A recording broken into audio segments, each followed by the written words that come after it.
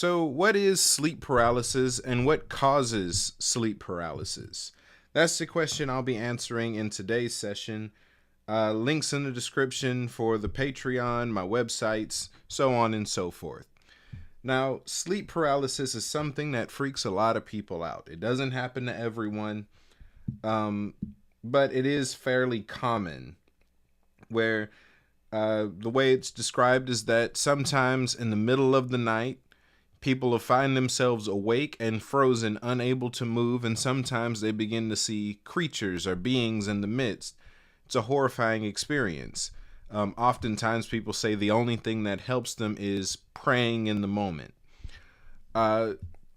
So I wanted to really just focus on the question of what's going on, what's actually happening when sleep paralysis is happening.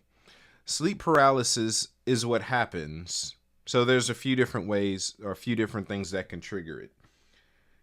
Although this is the most common explanation, this is rarely the case of what's really going on. And that's the idea that an evil entity is fixated on you and is putting you in this scary encounter. That can happen. It does happen.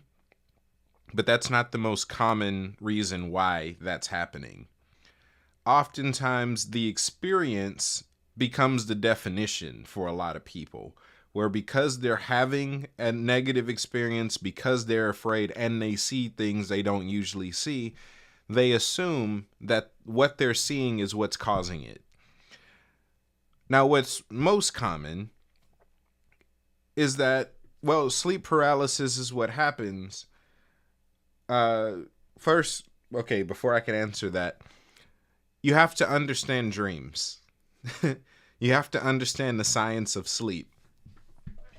Now, your religions don't necessarily want to tell you this, but I will. Everyone astral projects at night. In that everyone goes through a series of astral travel, and what you know as dreams are simply the visionary expressions of the information that you're gathering while in the astral plane. It's something that we all do. Now, this is typically unconscious. Otherwise, I wouldn't have to tell you that that's what's going on. So, in the situation of sleep paralysis, it's what happens when a person regains consciousness in the middle of that process, whether before or after fully leaving the body. And it leaves them in a paralyzed state. The consciousness returns to the body while the soul is off doing whatever it's doing. So it's a freaky situation to be in where I'm thinking and trying to move, but there's a disconnect. That's because you're in your body, but your soul isn't in your body. You're experiencing the world through your body, but your soul is somewhere else. Or you're sitting in your soul just outside of your body, and because you're in that space, you're beginning to see the things that were always around you, just in a different dimension. So no, it's not necessarily that evil entities or other entities are pulling you out of your sleep and are trying to harm you. No, those entities were already there, and you stepped into a plane of reality where you were able to see them, and it freaked you out. That's more common. And some entities, though scary looking, aren't actually dangerous or malevolent. You really can't judge entities, spirits, beings, based on their appearance or how scared you are. The scariest stuff that I've encountered has been in the heavens, around the throne room and stuff. Those are where some of the scariest beings are, but they're some of the most benevolent. They're some of the most loving and compassionate, pure beings you can be around.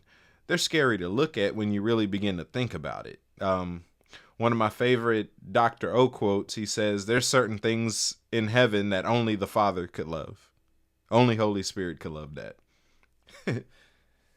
So, don't assume that because something is scary or you're scared that the thing that you're afraid of is actually meaning you any harm or is trying to do you any harm.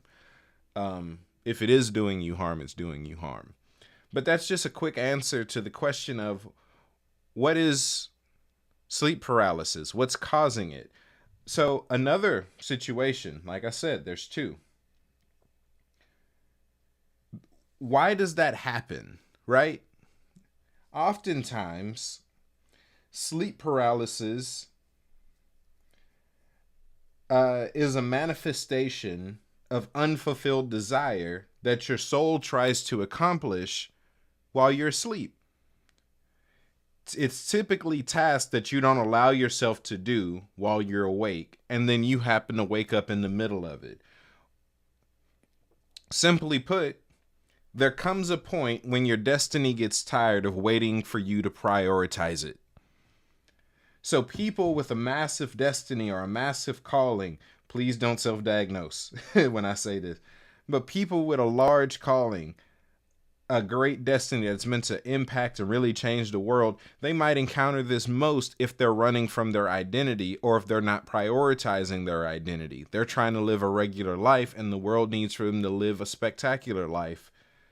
Their soul will try to go accomplish the destiny while they're asleep, and sometimes they'll wake up and catch it. Your soul is off trying to benefit humanity while you're trying to live a mundane life. That's very common.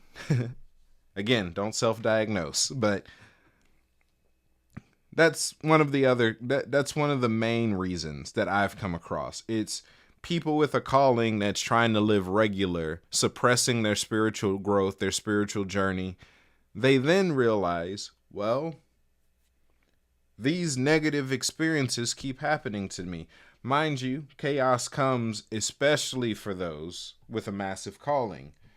And I'll do a separate session on chaos another time. So I want to stick to the topic. But that's it for today's session. Please comment, subscribe. Also check the description. There's still time for you to enroll for the mentorship course. Until next time, later.